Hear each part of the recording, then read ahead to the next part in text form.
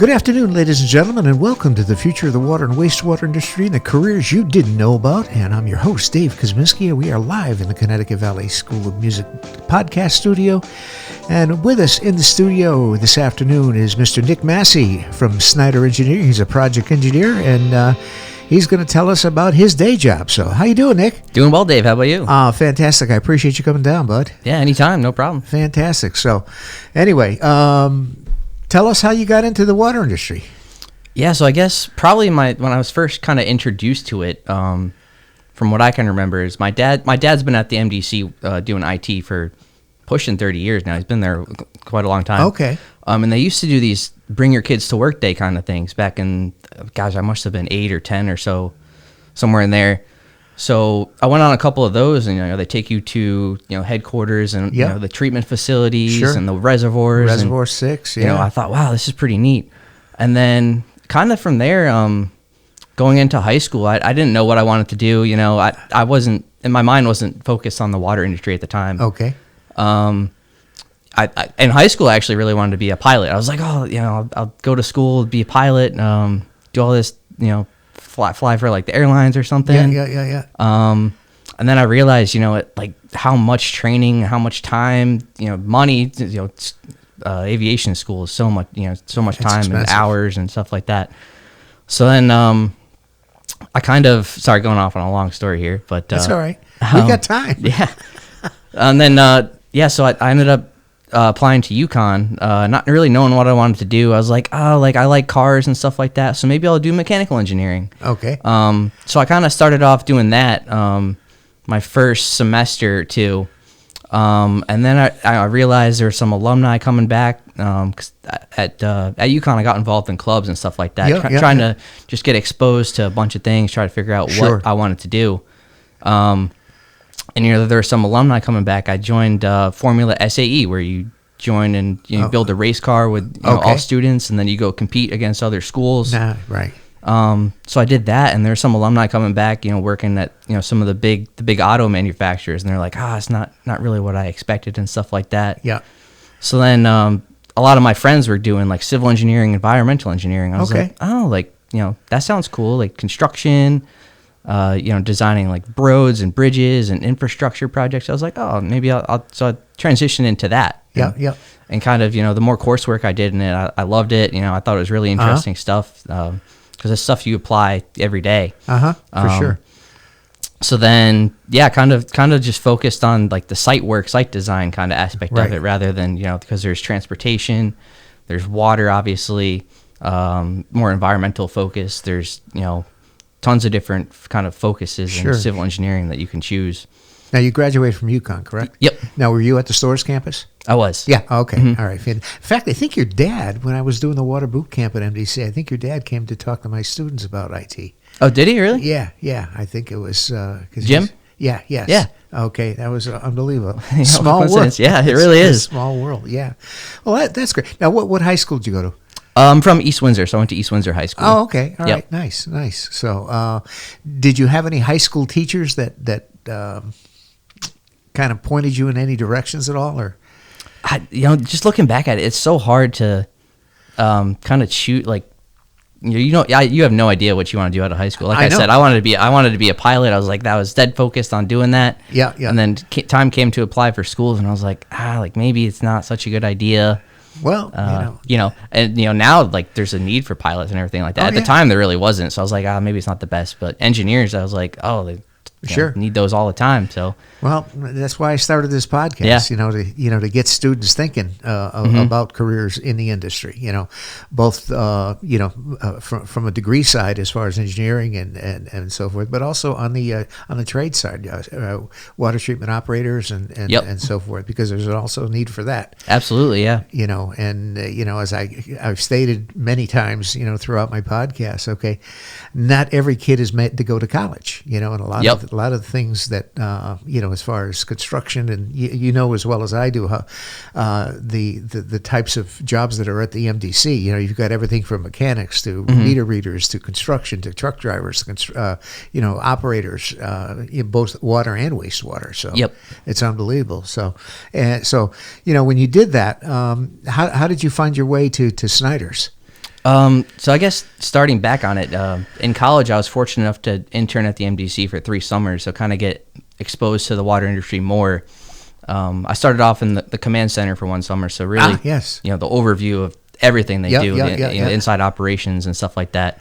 And then I transitioned over to the construction services, so going out in the field with the engineers, inspectors, and really getting like more hands-on, seeing pipe get put in the ground and right. Building projects and treatment plant projects and stuff like that. So was that part of their college engineer program? It was, their summer intern program. Yes, because I do the high school students, but they also have the college students with us. And I think this year we had about 18. College. Yeah, great. Well, it's a great opportunity, as far as that goes, letting kids, students know, what's available, especially at MDC, because it's a huge utility. But, like anything else, technology is changing so fast and so rapidly every day. It's amazing what the technology that you have. Yeah, it really is. And then coming out of college, I was at another firm. I came over to Snyder about 2.5 years ago, so I've been here like 2.5 years. Oh, nice. So started out doing just general site projects, kind of a good overview of, from, water main installations to, I was up at some airports for a little bit doing like fuel tank projects and stuff like that. Yep. So really good all around, kind of getting exposed to everything. And then John Burgoyne at Snyder reached out to me and was like, hey, would you be interested in maybe, coming over here, see what we're about and stuff like that. I was like, yeah, I'll come and see what you guys do and stuff like that. Yeah. And here I am. Well, it's amazing. Don has recruited so many people from the water industry. Steve Melanson, he's been around for years. I mean, from Connecticut Water and a lot of these guys. But these are the guys that know, that have been in the industry, and from a mentoring standpoint, they're huge. And like kids need mentoring today. The college students. Going from there, but that's great. So you did a lot of inspections and so forth. Yeah, I started out first out of college. I was out inspecting most of the time, so it was really good to get out in the field and kind of see the stuff that's going on, different kinds of projects, and you kind of get exposed to the specification side of it and the paperwork side of it and stuff like that. So kind of got thrown right into that. Sure, and it was good. It was good experience, and now kind of. You get to see kind of what goes into the design side too. Like, this didn't work here, so maybe you can factor this into the next design. So, well, a lot of times, having that field experience is so important, because a lot of times, engineers that don't have that, they come on, what works on paper may not work in the field. Exactly. You get out there, and the guys that are putting it together say, "This ain't gonna work." Yeah. Back to the drawing board. So, what projects are you working on now? So, tell us. Well, as you know, a lot of the projects I'm working on now is a lot of the PFAS projects. Yep. That's been the big push recently with the regulations the DPH has put in place. Yep. Past year or so. So kind of just doing some designs for implementing that at some stations. Okay. A couple of just overall pump station improvement projects, driveway improvement projects. So a good mix of like the site design and then also kind of the water side of it.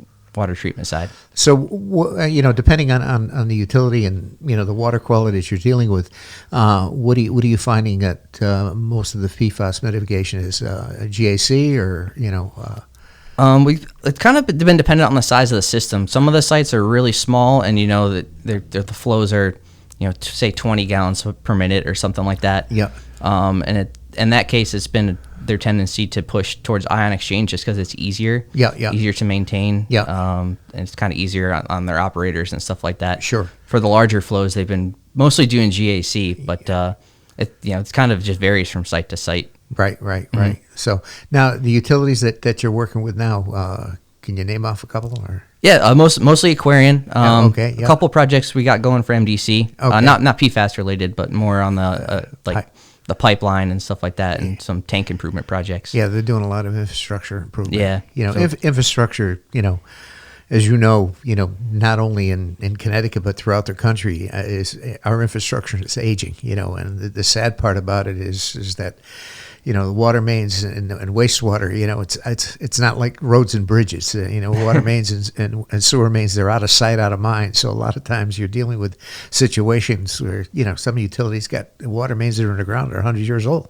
Yeah, exactly. And the old pit cast and cast iron and brittle now, and now the technology as far as with ductile iron and a lot of doing the are they doing a lot of plastic now as far as water mains now? Not a ton. I think it kind of depends on the system and the location and stuff like that, whether they choose to go plastic or ductile iron. Right, yeah. Well, I think ductile is pretty much just, I think, the premise of most backbones as far as that goes. But size wise, and again, you go from anything from 6-8 inch to 24. And I know Aquarian MDC has some 24, some 60-inch stuff out there. Yeah, mostly I've seen the smaller, like the 6-inch and stuff like that. But we have been doing a couple projects where they install pipe loops, so like 24-inch or 36-inch diameter. Yeah. To kind of let the water sit. It gets chlorinated and then it sits in there to get the necessary contact time. Lets the chlorine kind of eat away at the bacteria and stuff like that before it goes out to distribution. Are you familiar with the tunnel project at MDC? That started when I was interning there, so got a little bit exposed to that. Okay, yeah, because anyway, Susan Negrelli, that's her baby, as far as getting through that. Yeah, so forth. She has a nice film and so forth. With doing the project, but that I think the project is like 4.5 miles long. I think it goes from Brainerd Road out to West Hartford. Yeah, it's quite the project. 60 billion gallons of water, and wow, it's crazy. It's crazy. So now as far as the the projects that you do, are you finish one project, move on to the next, or do you have multiple ones in the queue here? Kind of multiple in the queue right now. Kind of basically right now we're kind of presenting. We take a look at a site and we say, okay, you can do option A, B, C. Yeah. And it'll cost this to do this. Kind of give them the cost. Kind of like leave A like a basic and leave C like completely overhaul the site. The good, better, and best. Yeah, exactly. And let them choose what they want to do. Yeah, so I got a couple of those. It all depends on the budget, as far as that goes, and depending on whether it's privately owned, whether it's investor owned, whether it's a municipality, or if it's a quasi public like MDC and regional. You get to, but now I guess is it regional? Regional is buying EverSource now. Is that the? I heard something. I'm not sure. I heard that was maybe a rumor going around. I'm not sure. Yeah, I think that's because EverSource, owns they've Comcast and so forth, but they've got their tentacles out there. But I think Regional is trying to. They're becoming quite the player now. Yeah. As far as that goes. So anyway, so what do you like to do on your for hobbies? Hobbies. I try to just get out as much as I can. Kind of go to events or go to hiking, biking. Okay. Just hiking, but camping a little bit. Oh, okay. Big sports fan. Football. I like motorsports a lot. Okay. Who's your favorite football team? Unfortunately, Dallas. It's been a tough road. Yeah. Tough road. My nephew is a Dallas fan. He's dire. That's brutal. Yeah. It's like, okay. It's unbelievable. Hey, I don't know. It's on Facebook. The last time they won a Super Bowl, it was like George Washington with the Dallas Cowboys. Oh yeah. Oh God, it was brutal. So yeah, Dallas is that's they're America's team. As far as that goes, it's just like that, but unbelievable. So as you know, I'm we're into music. My alter life is I'm a musician. So what kind of music do you into? Kind of all over the place, honestly. Like some days I'm into the classic rock kind of playlist. Other days I'm into like the throwback early 2000s pop rocks. Okay. Some days I just listen to whatever's out now, like the modern stuff. So kind of all over the place. Okay. Now, when you're working at your workstation, do you have music playing? I do most of the time. Yeah. Okay. Mm-hmm. And it keeps everything cooking away there. Music, podcasts. It's kind of just whatever. Nice. So you have any favorite groups that you're into? Right now, the big Creed's kind of making a comeback Oh right yeah, now. yeah. Been big on Creed the past couple months, so that's been in the queue a lot. Nice. So, do you remember the first concert you ever went to? First concert. So this is going to be pretty unique. So I went to Aerosmith. Yeah. And they had Slash because he wasn't with Guns N' Roses at the time. Okay, So they all had right. Aerosmith and Slash up in Xfinity in Mansfield, Mass. Okay, nice. And they had Johnny Depp come out and play guitar with them for a little bit. So Oh, it was really? pretty cool, yeah. Okay, who they have opening for him? It was I think it was Slash went to the new group. It was Miles Kennedy and the Conspirators or something Okay, like that. all right. I think they opened for him. Yeah, nice. Yeah. Nice. So just wave your arm because the light went on. Hello. Come on, motion detector. There we go. The lights go back on. Anyway, yeah, I think from that standpoint, I'm a baby boomer, so I'm a classic rock and Allman Brothers, that type of stuff, jam band stuff, but unbelievable. So that's great. I'll some of the other questions I have my desert island questions that we have. Okay, so if you got stuck on a desert island, what albums would you bring? Albums. See, I don't know a lot of albums. I'm a big pick and choose songs kind of guy. Spotify. Yeah. Albums. I'd have to go with one of the Aerosmith ones. Okay. Because those are, I think I'm the most familiar with those albums. Okay. Or actually, you know what? I'm going to choose big Luke Combs fan too recently. Okay, So I'm going to choose one of his recent albums. some country. Probably Growing Up and Getting Old. I think. Nice. Awesome. Well, Luke's, he's huge now. My God, unbelievable. So, yeah, I think the first concert I ever went to were the Coasters, way back, and it was at the Bushnell in Hartford and so forth. But it was fun. So, all right. So, desert island food. If you got stuck on a desert island, what food could you eat every day? Every day. I have to go with probably chicken wings. I think. Okay. I think, yeah, probably chicken wings. That might be a little tough to clean though. I don't know. Yeah, on you desert get island. sticky fingers. Yeah, Man. yeah. Okay, what's your favorite chicken wings? Hot, honey mustard? What? I'm a garlic parm guy. Oh, okay. Yeah. Nice. Here you go. Fantastic. So, anyway, you got any plans for vacation this year or what? I pretty much used it all up this year. I think. Okay. Took a trip to Europe back in early summer, and then just went on a camping trip recently. So those are my two big ones. Where'd you go to Europe? I went to first time I went to Barcelona. Nice, Spain. And then Amsterdam. Nice.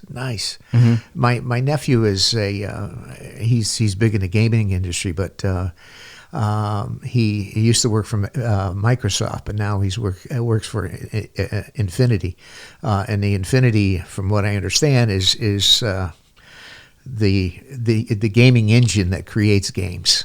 Oh, really? And so forth. So yeah, in fact, he just got back from Barcelona and so forth. They have teams over there designing all of that stuff, and they're working with the Microsoft people and to go from there. But yeah, gaming is huge. Are you a gamer at all? I am. What's your game of choice? Are you? Recently, so I've always been big on. I'm a simulation racer kind of guy. Okay. They NASCAR laser scans all the tracks and they put them in the simulator. Yeah. So it's officially licensed and sanctioned by NASCAR. So I do a lot of that on the side. Okay, nice. A little competitive, but I enjoy it. Well, that's all that counts. Yeah. Having fun. That's what it's all about. So fantastic. All right. Nick, thanks so much for coming down. I appreciate you taking time out to come down and tell us what you do in your day job, and I appreciate it. And again, the whole premise of the podcast is I distribute this to all of our high school guidance counselors and get it out there, and hopefully we can make an awareness of high school students, because in all the podcast, I've been doing it for almost 2 years now, and in all the podcasts that I've done, the people that have got into the water industry have got in by happenstance, like you with your dad working at MDC and so forth, and that's been pretty much, how people find their way, and it's not something that, high school seniors, I'm going to go into the water industry, so This is what I try to do. And so I hope it's working. We get it out there. And again, you guys, and I want to thank Don and all he's done with Snyder folks. And I've had quite a few Snyder folks to come down and tell us what they do. And it's quite a diverse workforce that he has there and so forth. Now he also has a construction part of the industry, right? We do. That's new, I think, a couple years ago. I think right before I started, about 3 years ago. Yeah, I think Mike Archer's done that. He's heading that. In fact, Mike was on a podcast also, so that's great.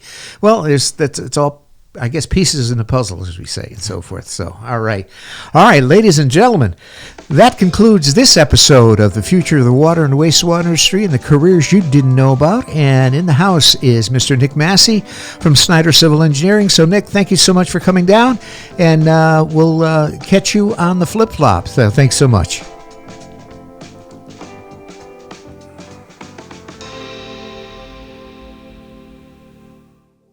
That is all.